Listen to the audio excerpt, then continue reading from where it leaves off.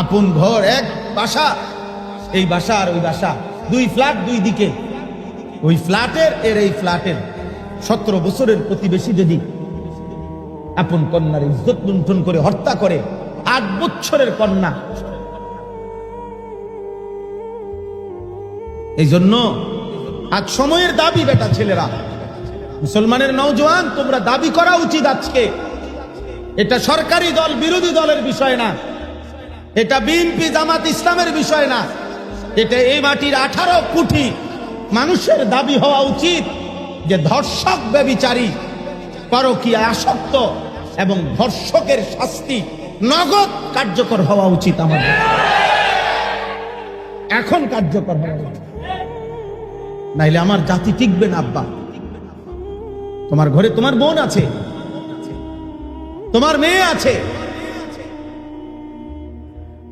কারো নিরাপত্তা থাকবে না, জাতির নিরাপত্তা থাকবে না, সমাজের নিরাপত্তা থাকবে। তোমরা পাগল হয়ে গেছো, তোমাকে ছেলেদের চেহারা দেখলে বোঝা যায়। নারীর নেশা, মোবাইলের নেশা, ছবির নেশা তোমাকে পাগল কুকুর বানায় ফেলছে। আল্লাহ নাই, নামাজ নাই, সেজদা নাই, পাক নাই, নাফাক নাই, কিচ্ছু খবর নাই। আমার মাটিতে আজ 8 বছরের কন্যা নিরাপদ না, আমার জাতির ভবিষ্যৎ কি হবে বলেন? আমাদের মেয়েরা, বাচ্চা মেয়েরা কেমনে বড় হবে? তোমাদের ছোট বোন বড় হবে কেমনে? আব্বা,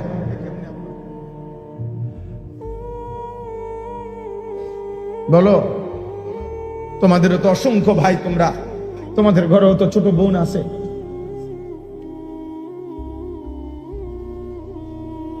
যে মাটিতে 8 বছরের কন্যা যদি নিরাপদ না থাকে, ধর্ষিতা হয়, রক্তাক্ত হয়, লাশ টুকরা হয়ে যায়, আগামী দিনে আমাদের সম্ভাবনা, আমাদের ভবিষ্যৎ কি? আমরা বিল্ডিং করে করবো কি, ব্রিজ করে করবো কি বলে? বলে যে ধর্ষক, ব্যভিচারী, পরকীয়া আসক্ত এবং ধর্ষকের শাস্তি নগদ কার্যকর হওয়া উচিত আমাদের। সারাক্ষণ কোন দুষ্ট শয়তান বেঈমানে তোমরে বুঝাইছে যে সারাক্ষণ চুল নিয়ে ব্যস্ত থাকবা। কোন বেঈমানে বলল? পৃথিবীর কোন পাগল তোমাকে বলল যে পুরুষ? আরে পুরুষ তো হলো ওই পাহাড়ের নাম, যে পাহাড় মনের ভিতরে গলে যাবে প্রয়োজনে, কিন্তু পরিশ্রম, শক্ত মাটি ফাইরা যে ফসল উৎপাদন করবে পৃথিবীতে, মানুষের কল্যাণে, যে মানুষের জন্য কাজ করবে, দিবা নিশি ঘাম ঝরাবে, তারই তো বলে পুরুষ। পুরুষ মানুষ এত বিনোদন, পুরুষ মানুষ এত খামখেয়ালি হওয়া, এ তো পুরুষ না, এ তো অন্য জাতি হলে ভালো হইতো, এ তৃতীয় লিঙ্গ হলে ভালো হইতো। দুনিয়াও চিনলা না, আখিরাতও চিনলা না, না নামাজ পড়ো, না কোনো ভালো কোনো উপার্জনের চেষ্টা করো, কিছুই না। তাহলে এর চাইতে তো তৃতীয় লিঙ্গের মানুষ হইলে ভালো ছিল। তৃতীয় লিঙ্গের যেগুলা, ওইগুলা না সারাক্ষণ সাজে। হিজড়া মানুষ যেগুলা, হিজড়া, ওইগুলা না বেটা সারাক্ষণ সাজগুজ করে, ওইগুলা না সারাক্ষণ পেখন করে, ফ্যাশন করে, দোলে লড়ে, কিরকম করে না করে। তুমি তো পুরুষ, তুমি নওজোয়ান, তুমি পৃথিবী গড়বা, তুমি এই সুন্দর সমাজ গড়বা। মানুষ তোমার কাছ থেকে নিরাপত্তা পাবে, সাহসের কথা শুনবে, অসহায়, অভাবী, দুস্থ, পীড়িত, বিপদগ্রস্ত মানুষ আশ্রয় পাবে। যুবক তার শক্ত হাতে আগলায় রাখবে, মায়ের ইজ্জতের পাহারাদারি করবে, বোনের ইজ্জতের পাহারাদারি করবে। কথা তো ছিল এই। বাবা, 17 বছরের মুসলিম যুবক মোহাম্মদ ইবনে কাসেম এক বোনের ইজ্জতের বদলা নেওয়ার জন্য আরব দেশ থেকে এসে আমাদের এই হিন্দুস্তান, ভারতে প্রথম আক্রমণ করেছিলেন 712 খ্রিস্টাব্দে। সেই হাত ধরেই, ওই 17 বছরের যুবকের হাত ধরেই এই ভারতীয় উপমহাদেশে ইসলাম। বুঝেন নাই? ভারতীয় উপমহাদেশ ইসলাম আজকে এই বাংলাদেশ, ভারত, পাকিস্তানের এই কোটি কোটি মুসলমান, এই দাড়ি টুপি, এই মসজিদ মাদ্রাসা, এই আল্লাহর জিকির বন্দিগির সমস্ত আয়োজন ওই 17 বছরের যুবকের হাত ধরে।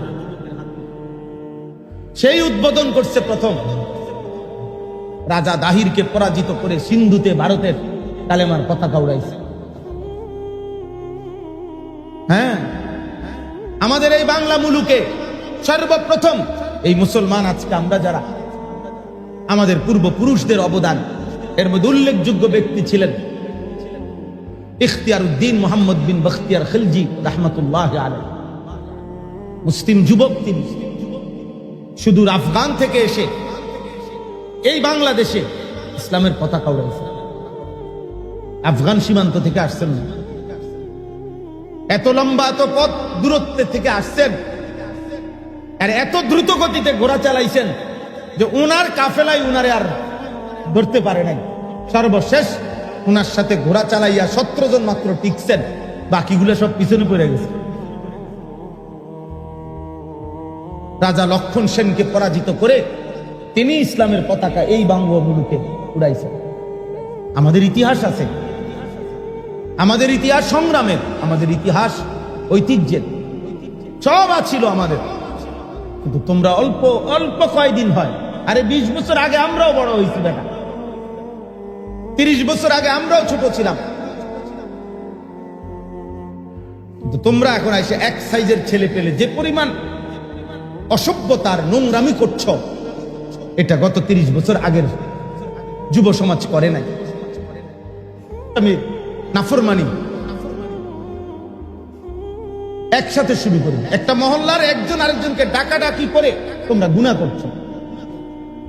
10 জন 20 জন একসাথে মোটরসাইকেলের প্রতিযোগিতা করছো, 10 জন 20 জন একসাথে মোবাইলের প্রতিযোগিতা করছো।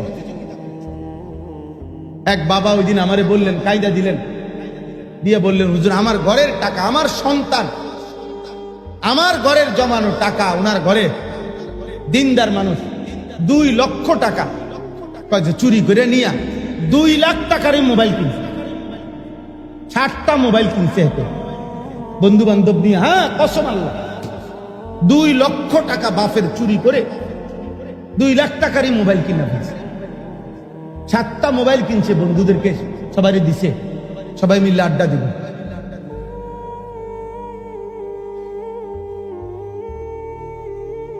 দেখতে থাকো ভাই, তোমরা দেখো 8 বছরে ঢাকা শহরে একটি রাজধানীর মধ্যে মাত্র 8 বছরের বাচ্চা মেয়ে, ওকে গলা আর শরীর আলাদা করে ফেলছে।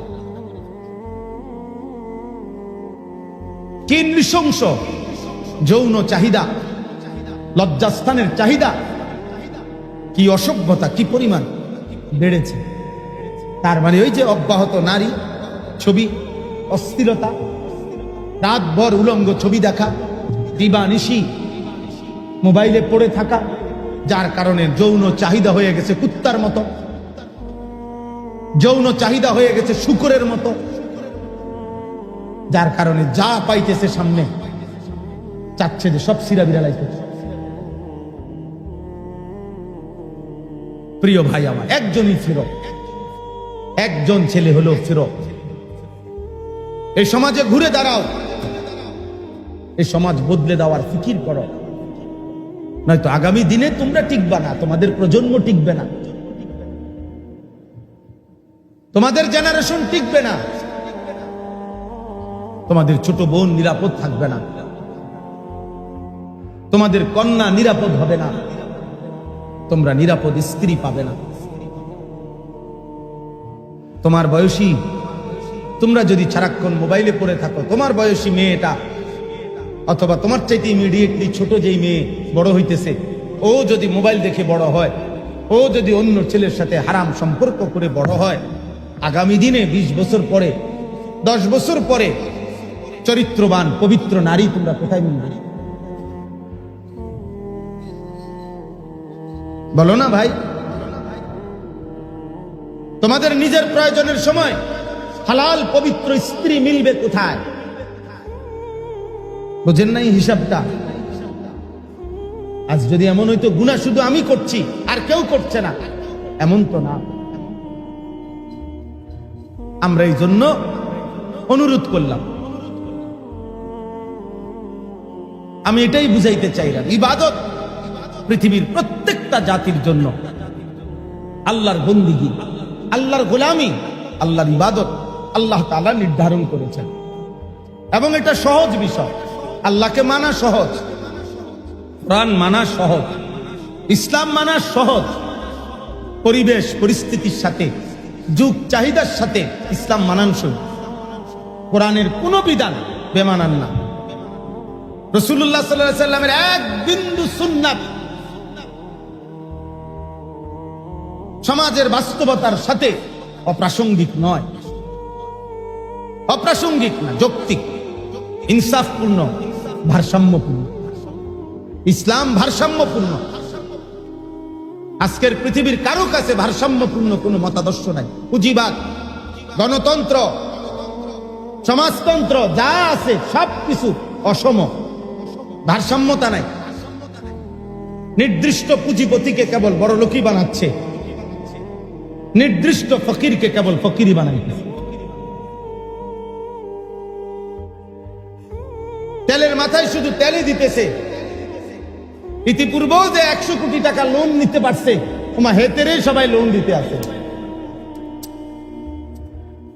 আমি লোন দিতে কইতেছি না, মানে বুঝাইতে চাইলাম। অর্থাৎ এখানে নির্দিষ্ট ব্যক্তিকেই শুধু তোষামত করা হইতেছে। ভারসাম্যপূর্ণ ইসলামের যে যাকাতের বিধান, ইসলামের মধ্যে যে কুরবানির বিধান, ইসলামের মধ্যে যে দান সাদাকার বিধান, এই ভারসাম্যতা যদি থাকতো, সমাজের সহনীয় পর্যায়ে ধনী গরিব থাকতো, থাকবে, এখনো থাকবে, কিয়ামত পর্যন্ত থাকবে, কিন্তু সেটা সহনীয় পর্যায়ে ভারসাম্যপূর্ণ থাকবে। ব্যবধান এত না, একজনের 100 কোটি টাকা, আরেকজনে ভিক্ষা করে, হাত পাততেছে, সে এক লোকমা খাবার জোটে না। এই অসম ব্যবধান আজকের আধুনিক বিশ্ব, ইউরোপ, এই পুঁজিবাদ, এই বস্তুবাদ এরা করছে। আমরাও আলহামদুলিল্লাহ প্রতিনিয়ত পড়ি। গোটা পৃথিবীর শেষ আধুনিকতাটাও আমরা পড়ার চেষ্টা করি। অতএব এটা কোনোদিনও আমাদেরকে ভারসাম্য আনবে না। আমাদের দেশের না, সারা পৃথিবীর এই সংসদীয় এবং চলার পথের এই যত কিছুর আইন, সব ব্রিটিশের আইন, এগুলা ট্রেনের লাইনের মতো। ট্রেনের যে লাইন, ট্রেনের লাইন বোঝে না, ট্রেনের যে রাস্তাটা, এটার নিয়ম কি?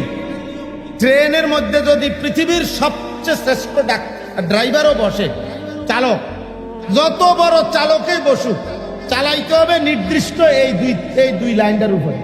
আপনি যত দক্ষই হন, আপনি ওটার ডাইন বামে নিতে পারতেন না, তাইলে ট্রেন চলবে না। এই আইন কানুনের জাটা কলে এগুলো এমন সিস্টেম, সবচেয়ে দক্ষ অভিজ্ঞ ব্যক্তিও যদি, সবচেয়ে ইনসাফপূর্ণ ব্যক্তিও যদি ওই মসনদে বসে, ক্ষমতার গদিতে বসে, চাক্কা তো লাইনটা তো হইলো ট্রেনের লাইন, সে এটার ব্যতিক্রম যাইতে পারবে না। সে ব্যতিক্রম যাবে কেন? ব্যতিক্রম একটাই, সব ভেঙে ইসলামকে কায়েম করা। যদি ব্যতিক্রম কিছু করতে হয়, সব ভেঙে দাও, আল্লাহর দ্বীন জিন্দা করো। কোরআনই একমাত্র ব্যতিক্রম, কোরআনই একমাত্র ভারসাম্য। এই জন্য গোটা পৃথিবীর প্রতিপক্ষ, পৃথিবীর সমস্ত কাফের, বেঈমান, মুশরিক, মুনাফিক, মুরতাদ, নাস্তিকের প্রতিপক্ষকে ইসলাম বলেন না কি? কোরআন। আর কোন ধর্ম আমেরিকার প্রতিপক্ষ নেই, ইউরোপের, ইসরায়েল, অন্য কারণে নিয়ে মাথা ব্যথা নেই, কারো কোনো মাথা ব্যথা নেই। মাথা ব্যথা কাকে নিয়ে? ইসলাম নিয়ে।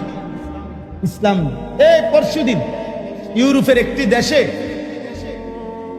নারীরা বিদ্রুপ করার জন্য, এই 2 দিন হয়, আপনার খোলা মঞ্চে, নাচের ওপেন মঞ্চে, ওপেন খোলামেলা, আপনার 3 জন নারী একদম বোরখা পরে, হিজাব পরে একদম আমরা মুসলিম মহিলারা যেভাবে কালো ঢিলে ডালা হিজাব পরে মুখ চোখ ঢাইকা চোখ খোলা থাকে এরকম কইরা স্টেজে আসছে সবার সামনে।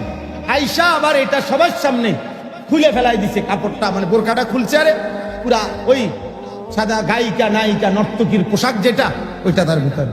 এবার সবাই হাসতেছে, হাততালি দিতেছে, মানে বিদ্রুপ করছে ইসলামের বোরখাকে। আর জানে প্রতিপক্ষ ইসলাম, এজন্য কোনোভাবে সব বিভিন্ন নীতি বাক্য বলে, শুধু ইসলাম মানতে দিতে বলতে হয় না।